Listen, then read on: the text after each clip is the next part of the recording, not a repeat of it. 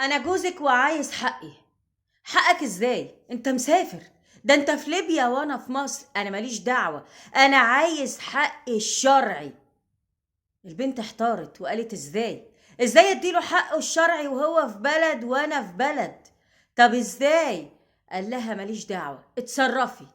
بتقول حاولت اكلمه اكتر من مرة فيديو، لكن الشبكة كانت وحشة وبتقطع. قال لها بقولك ايه، صوري لي نفسك فيديو وانتي بتعملي وابعتيهولي اهدي بيه نفسي.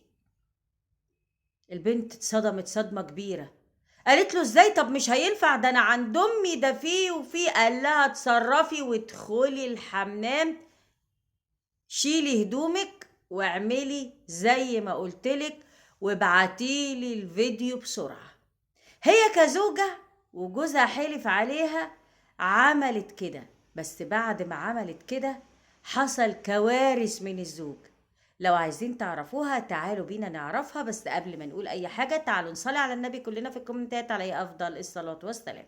مبدئيا كده انا هقول ان اي ست جوزها بيطلب منها اثناء العلاقة التصوير ترفض رفض تام، ولو اصر تلم شنطة هدومها وعلى بيت ابوها، لان ما تضمنيش الشخص اللي معاكي ده ايه. زي ما حصل كده واحنا بنحذر، وهنحكي لكم الحكاية اللي حصلت في محافظة الغربية في قرية صغيرة. وللأسف إنها في قرية، لأن الناس الفلاحين دول عندهم أصول ومبادئ وبيعرفوا الحلال من الحرام، لكن الشخص ده ما كانش عنده. الزوج ده او الراجل ده كان متزوج قبل كده من واحدة برضو من القرية، والزوجة دي عاشت معاه في شقته اللي قاعد معاه فيها ابوه، وبيت عيلة كل اخ اخد شقة، بس هو مقعد ابوه في شقته. اتجوزها بتاع سنة او اكتر، وبعد كده طلقها بولد، طلقها بفضيحة برضو. كانت بتشتغل معاه في الارض، وبتروح الارض وتشوف لا مؤاخذة البهايم وحاجات كتير كده.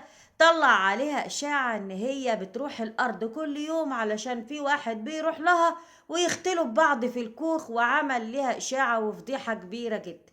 البنت ملهاش حد وغلبانة ومنكسرة، اتطلقت وعاشت منكسرة ومفضوحة بالفضيحة اللي عملها لها جوزها الملعون ده. ومعاها منه ولد، خدت ابنها وانكبت عليه وبتجري تشقى وتتعب عليه في الأراضي والغيطان. يسكت؟ لا ما يسكتش، يدور على بنت حلال تانية يحاول يعمل فيها اللي هو عمله. أول حاجة اتجوز البنت دي وسألوا عليه قبل ما يوافقوا على الجواز، لكن كان عامل كارت إرهاب للي في الشارع والأهله كتير جدا، كان بيخاف منه الناس.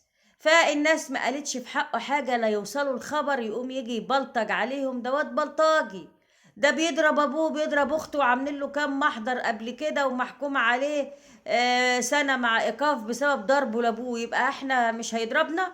يا عم كبر دماغك يا عم. انت عايزه ايه يا عروسه؟ انتوا بتسالوا ده ناس محترمين ادم بتسالوا، وناس كويسين، اتكل على الله ادي بنتك. ودي من الكوارث اللي بتحصل، ان مفيش حد عنده امانه عشان يقول الحقيقه، فبنكبر دماغنا وبنلبس العروسة وأهلها في الحيط. ايه المهم اتجوزها وعاشت في بيت أبوه، أو في بيته اللي معايش فيه أبوه معاه في الشقة. والبنت طلع عينها وطفحت الدم. بالمناسبة الست اللي انتوا هتشوفوها في الفيديو دي مطلقة ومعاها بنت، وكان شرطه ان البنت دي ما تجيش، انا مش هربي عيال غيري. فسابت البنت عند امها واتجوزت. وبعد كده يا سادة عمل ايه؟ عمل كارثة كبيرة. ابتدى يحاول انه يبتزها ويقول لها ان العيشة وحشة، وان العيشة فيها تعب، وانه مش قادر، وانه بينزل الارض وبيفحط في الصخر ما بيطلعش حاجة، مع ان اهله مبسوطين ومرتاحين ماديا. البنت ما كانتش تعرف حاجة عن الفلاحة وعن تربية الحيوانات ولا المواشي. خدت بعضها واتعلمت وهو علمها، وبقت تنزل معاه وتروح الأرض وهنا وهنا وهنا. لكن البي مش عاجبه. البنت استحملت ضرب وإهانة وبهدلة لأنها حامل للمرة التانية من الزوج ده. وقالت ان هي اتطلقت اول مرة هتتطلق تاني، فكانت بتحط في بقها لا مؤاخذة جزمة وبتسكت. المهم جه قال لها ان هو عايز فلوس، وان هو محتاج انه يعمل سفر علشان او تأشيرة سفر او يسافر بلد، وبعد كده يطلع دولة أوروبية. فأنت هتعمل ده ازاي؟ أنا هسافر على ليبيا، ومن ليبيا هاخد بعضي وأهرب على فرنسا، تهريب يعني. المهم قالت له طب نعمل ايه؟ قال لها هاتيلي 5000 جنيه من أهلي. جريت البنت جابت له 5000 بتضلين من أهلها. وبعد كده رجع تاني قال لها بصي لا أنا عايز كمان 6.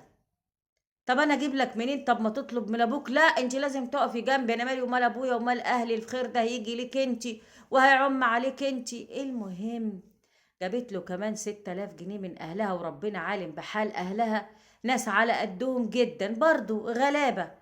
المهم كده بقى 11000. خد بعضه وسافر على ليبيا وقعد 4 شهور. تعالوا بينا نسمع الفيديو ده ونرجع نشرح تاني ايه اللي حصل لما راح ال4 شهور.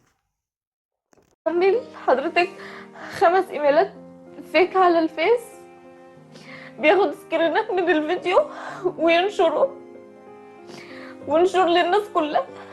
انا ما عدتش عارفه اطلع من بيتي، ولا انا ولا حد من اهلي يعني، ولا انا ما اذنبتش او ما عملتش حاجه غلط، لان انا ده جوزي، ده جوزي والله العظيم.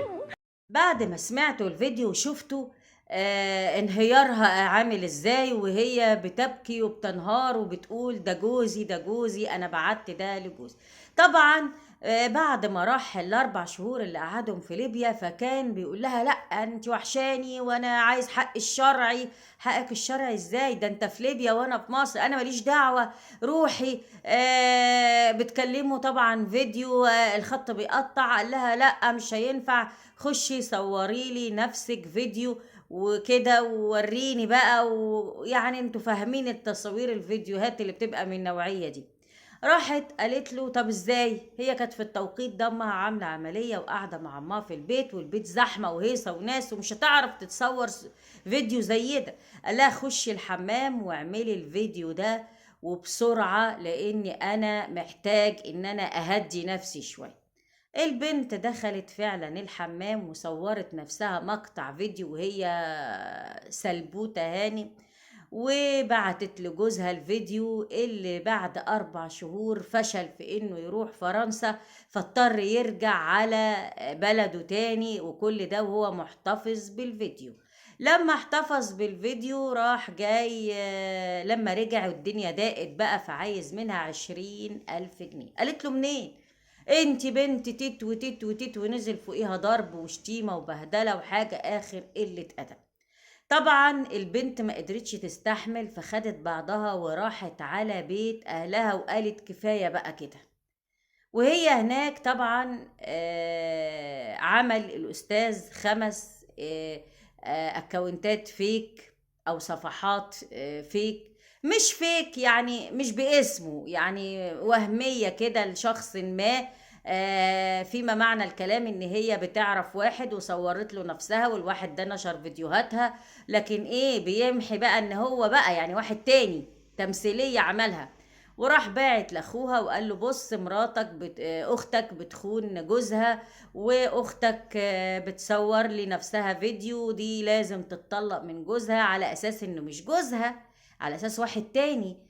فاخوها اخد الفيديو وقال لها ايه ده؟ قالت له ده فيديو انا كنت بعتاه لزوجي وهو في ليبيا، وازاي ده وصل؟ والاستاذ نشر على الاكونتات دي بقى يعمل سكرينات من الفيديو، ومنزل فوق 900 صورة على ال5 أكاونتات أو الصفحات.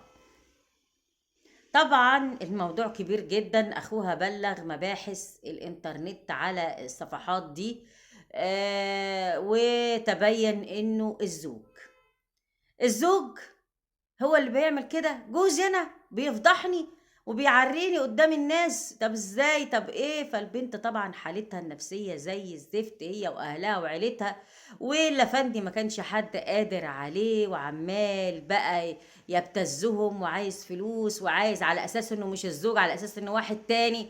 وبيحاول يوهم اهلها ويوهم الناس ان هي بتخونه وانه ضحية. لكن انت ليك سابقة قبل كده وعامل مصيبة ومطلع برضو مراتك الاولانية ومشهر بيها ان هي كانت على علاقة بواحد وبتروح له الارض وبيعملوا الرذيلة ومصايبك كتير وضربك لاختك وعمل محضر تعدي عليها. عملت لك محضر تعدي عليها وضربك لابوك ودخلك قضية واخد سنة مع ايقاف. اتحبس شهرين وبعد كده اخد سنة مع ايقاف بعد ما الاب اتنازل. لكن في الكارثة دي ما كانش ينفع السكوت. تم القبض على الزوج واتخاذ الإجراءات اللازمة.